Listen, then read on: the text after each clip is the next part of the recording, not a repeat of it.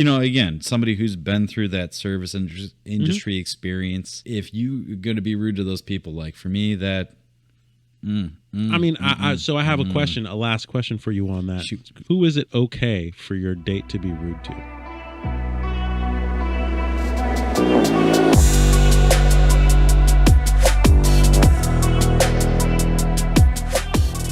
I spend a decent amount of time on Twitter every day to see if my Bears have done any signings. I also kind of pop in there to check about my Bulls. And I don't know why this tweet showed up, but there's a woman who went ahead and said that she was 33, single, no kids, never been married, and then stated that she was a walking red flag.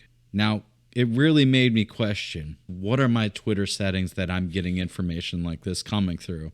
And kind of think about everybody else is, what do we really define as red flags in a relationship? Because to me, that doesn't sound like a red flag. Now, my girlfriend and I have even talked about it here to be like, does that really sound like a red flag to you? Because this just sounds like a 33-year-old woman. You and I have dated plenty. What are some of the things that we have kind of determined that you should be paying attention for? For me, one of my really big things here is it's the term called gaslighting, and it's basically an emotional manipulation. You're going to turn and twist and mess with a person's head to get them to believe everything you're saying is true, that they're always right, you're always wrong. Those are situations that will typically come out early. So that is something you absolutely want to stay away from. Mm-hmm. The gaslighting is something you won't see for a while. You're not going to see that until you are in a relationship with somebody. At that point, you got it's hard to recognize, but you have to recognize it quickly. The simple ways that it comes out is, my ex-wife, when I would get upset about something, she would say, well, you can't be mad about that because you did this thing 8 months ago. And that was a gaslighting thing, because I really did the thing 8 months ago, but that has nothing to do with the fact that whether or not I can be mad about what she did. Gaslighting is not necessarily about blaming you for something that you did, per se, 8 months ago. It's going to be something where they're kind of really getting inside your head and making you second doubt and guessing yourself, where you might say, well, you said this, and they're going to turn around immediately and say, I never said that, and you start sitting there being like, wait, maybe they didn't say that. Mm-hmm. And they're just going to try to really get in their head, or they're going to tell you things like, hey, you're too sensitive or too soft, and just constantly manipulating you what you perceive as to be reality, which in fact really isn't.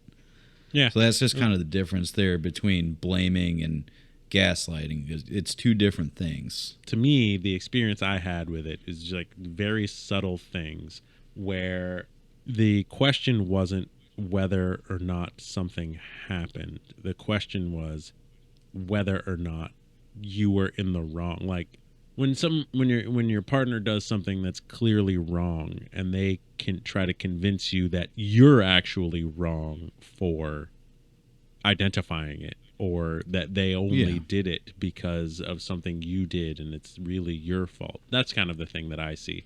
But maybe that doesn't fall under the actual idea of gaslighting. I want to say two things. One, so this woman, the original tweet, I'm 33, single, never been married, no kids. I think that is a walking red flag if you want to get married and have a family. And the reason I say that is because if you are reasonably attractive, employed, somewhat educated, and at all socially able, and you want to get married and have a family, and you haven't tried to do that by 33, you probably have commitment issues. And I know that's like a lot of people are going to come with a lot of reasons why I'm wrong. If we think about marriage the way, I talked about marriage before, right? It's a contract. It's an agreement you make. It's not about love. It's about building a family unit. So you meet somebody, they don't have to be perfect. You don't have to be perfect. You have to decide that this is the thing that you want. Now, in the comments on this post, one person posted that, if you are with somebody who's divorced, eventually they're going to show you why you got divorced. And that's just somebody who has no understanding of how relationships work. That person may show you that they were a wonderful partner, but the other person was a turd, and so now they're divorced. But if you write them off immediately because they're divorced, well, that's you unfairly judging a person. Now, you could say that I'm unfairly judging somebody because they'd never been married at that point, and maybe you're right. The people I know who got to their mid-30s having never been married, most of them were in relationships with people they'd been in since their 20s, and they just hadn't gotten married yet, which is a completely different scenario than what we're talking about, somebody who's 33 single. Now, I mean, occasionally you run into somebody who they were in a relationship for 6 or 7 years and never got married, and then they split up and now they're 32, 33, 34 years old and they're single. Most of those people were not even then still ready to take on the responsibility of marriage and family. And so, yeah, I mean, I view that as a big red flag. As far as other red flags, somebody who doesn't take responsibility for where they are in life, right? If you're talking to somebody and, they're, well, I went to college and I wanted to study this thing, but I wasn't able to because of reasons. And so now I study this other thing. And I wanted to go into my field, but I wasn't able to because of reasons. And so now I do this other thing that I don't like. And, I'm still kind of at an entry-level job because my boss is terrible and my coworkers are dicks and whatever. So, I'm just kind of plodding along. I'm looking for my opportunity, whatever the reasons are, right? Somebody who can't look at their life and be like, I made these decisions and these are the results of my decisions, probably not somebody you want to start a life with, because then they're going to just pretend everything that happens in the rest of their life is a thing that happened to them, not a thing that they created through their own choice. I do have one here. So in any relationship, it's really, really important to me personally that whoever I'm dating is able to get along with my friends.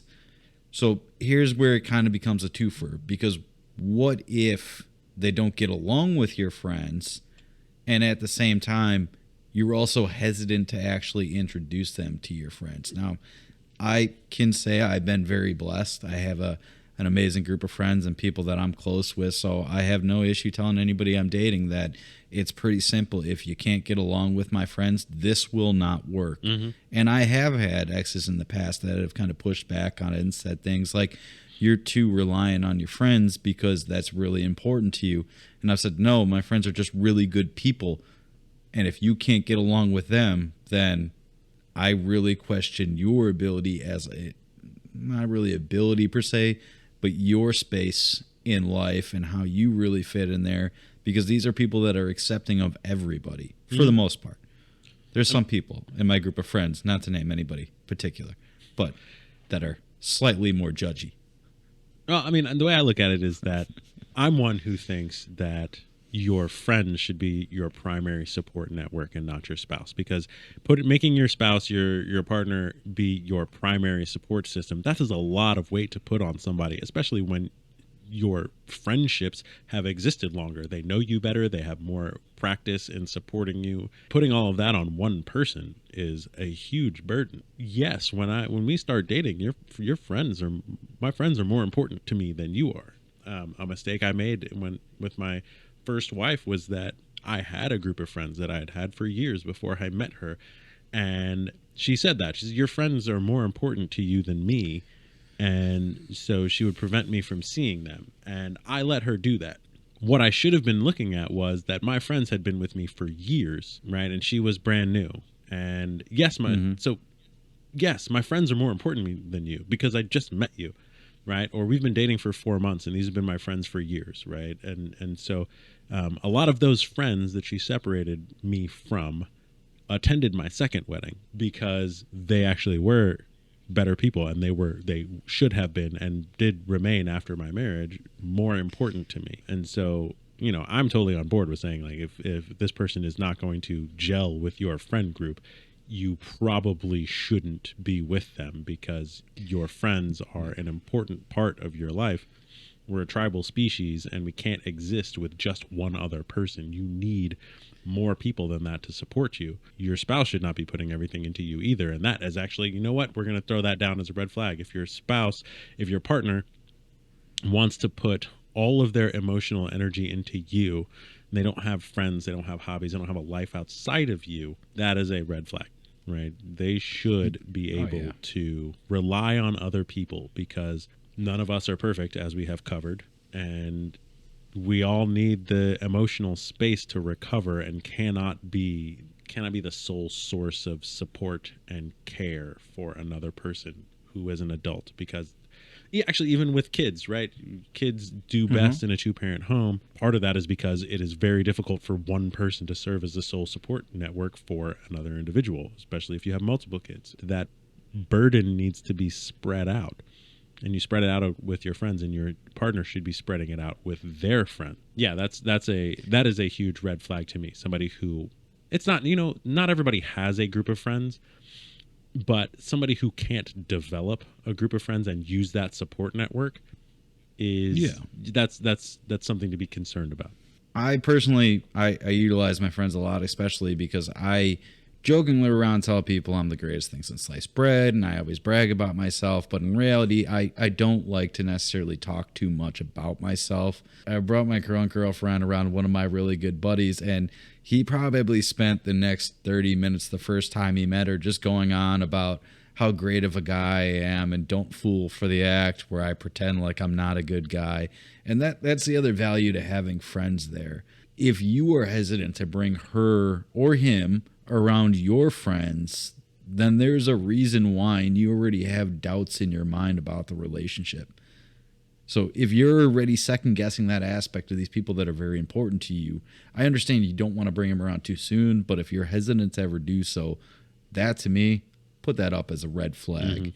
And then kind of tying into what you were saying there, I am all about space. I think it's really healthy in a relationship to be able to have a little bit of time for you to do your own thing, to unwind, whether it's at the end of the day, you come home from work and you say, hey, I need an hour or two just to kind of decompress.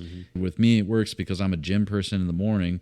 So I'll get up and go to the gym, and that's my me time. That's where I go ahead, and if there's things I'm feeling that I need to go ahead and decompress, I can do that. And I don't have to worry about, we don't have to be together 24/7. It's okay to have separate interests.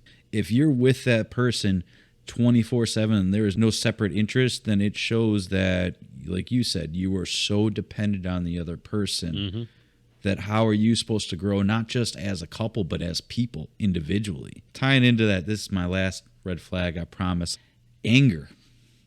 Anger is something you can see right away. How people, I guess I could say specifically how people react to a situation with anger, and whether it's getting to the point where you see them snap to the point where it's potentially could turn physical. But you don't want to be in that situation if you can see that person really building up that anger where you think that they're going to lash out. Because if they're going to go ahead and lash out now, who knows what will happen down the road? And you'll see it early on. Now, some people will be able to hide it better and it'll come out later. But if you see it early on, you know it's only going to get worse from here. A lot of that is, how somebody handles anger. Because one thing I tell my kids, I tell my wife, and I try to remind myself is that emotions are a thing that happen to you, right? You don't have control over the emotions that strike you. What you have control over is how you react to those emotions. We all get angry. If you never get angry, there's something wrong with you, right? You need to seek some help because it's a natural emotion. When I get angry, I take a breath, I calm down, I'll get very, very quiet. If I'm actually angry, I'll get very, very quiet, and then I will express it in the most appropriate way that I can manage at the time. Sometimes that's to walk away. If I don't think, there are times when I don't think I can speak because my emotions will bubble over. And so I leave, right? I leave the situation until I can calm down and I can come back and talk about it reasonably. Sometimes, occasionally, I raise my voice, and not very frequently, but I raise my voice when I feel like is an appropriate response. Other than that, I try to speak as clearly and calmly as possible. I try to express, first, this is why I'm angry. This is the thing that happened. This is how I perceived it. And this is what I want to happen now as a result of that. That's me. I'm very calculated when I think about things like that. And so I have, trained myself of many years. I used to have angry outbursts all the time. And so I've trained myself to manage that and really control the way I express that anger. And so it's a really important thing, not to look at the way whether or not somebody has emotions, whether or not they are emotional, but how they respond to it. Because the same thing happens with sadness and fear, right? Because if you can have somebody who gets overwhelmed by sadness and they can't function. That's not really a person that you can have an effective relationship with, right? Because if they're frequently just overcome, your relationship's going to be consumed with you giving them your emotional energy to try to get them out of whatever funk that they're in. Controlling your emotional response more than the emotional experience that you have is what's important to me. And on the subject of having alone time, I used to have a rule with my wife when she first moved in that when I got home from work, she was not allowed to talk to me for 20 minutes.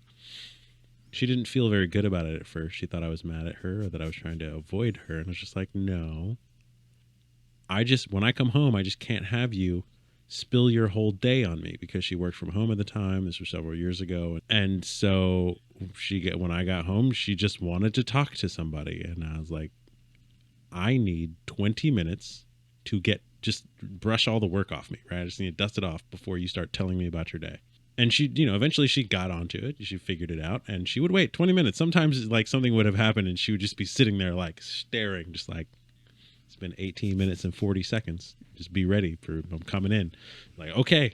Just give me my last minute and a half. But that worked for us, right? It gave me the time to decompress from my day and allowed her, because it was a set rule, it allowed her she had expectations. When I got home from work, she would be able to tell me everything that she wanted to tell me. She would just have to wait 20 minutes. And she did. And it worked. I mean, that's what it's all about. Finding that right compromise so that way you find something that works for both of you. And you know what? I thought about it, and I really wanted to say that was my last one. Mm-hmm. But I'm going to call this CT's bonus round. I think you'd agree with me. Somebody who is rude to the waitstaff, the bartenders, the waiters, the waitresses, somebody that is rude to those people, that's another red flag for me. Mainly because I've done the job as a waiter. I've done the job as a bartender. For me, personally, it's just a sense of entitlement that I may not necessarily want to deal with. So me personally, if you're rude to the waiters, you're rude to the waitresses, you're rude to the bartender, it's not for me. I'm going to upgrade your bonus for me and say that for me, the red flag is somebody who's rude to anyone. People that are rude in general, rude to their friends, rude to your friends, rude to the waitstaff, rude to the Uber driver, rude to the person next to you in line at Costco, right? If they're rude to people, that is a problem for me. I understand it's not a problem for everybody. Some people enjoy rudeness. They think it's funny. They think it's honest. They think it's authentic, whatever. I think it's classless, and you can be both classy and authentic at the same time. And so for me, any kind of rudeness is a red flag. And it's not the kind of red flag where you're like, somebody who's been divorced is a red flag until you find out why they've been divorced. And somebody who like comes from a broken family, that's a red flag, because if you're going to get married, you want somebody who understands what marriage is. And it's hard to do that when you come from a broken family. So these are red flags. To me, somebody who is rude, that's not a red flag. That's just like, I'm out. It's a deal breaker for me. Not the only deal breaker. It's just the only one that we've talked about here, because we were talking about red flags and not deal breakers. But yeah, well, I mean, like I said, that one for me falls under a red flag. It's not necessarily a deal breaker, but again, somebody who's been through that service industry experience, you've dealt with a lot of interesting customers. You and I have both done it, so we've seen some stuff. We've seen some stuff there. I mean, if you're going to be rude to those people, like for me, that. So I have a last question for you on that. Shoot. On that issue. Then, who is it okay for your date to be rude to? I guess it would kind of depend on the situation. Like I can't think of one exact person necessarily. I'm sure there's people out there in life that absolutely deserve to be rude to. maybe somebody that's done you wrong, somebody that's kind of cut you off, you know, maybe somebody that stepped on your shoes and got your kicks dirty and didn't apologize for getting your nice white clean kicks dirty. I say this because I've been there. Look, don't go to Quite jail upset. for 20 years because somebody smudged your Puma. Whoa. I didn't say anything about going to jail. I just said I was rude. I'm just That trying was to it. honor Chris Rock. Why spend the next 20 years in jail because someone smudged your Puma? No sex in the champagne room. No sex in the champagne room. No sex You're thinking in the of champagne room. you're thinking of Dave Chappelle. No, that was The Chris Chappelle Rock. Show. He has a whole skit. No, well, no, there's that a was- whole skit where I was thinking of Chris Rock. Don't tell me what I was thinking of of. Dave Chappelle. Don't tell me what I was thinking of. I'm thinking of Chris Rock. That's just rude. See, there you go. That's rude right there. That was me being rude. Yeah, but we're not dating, so it's fine.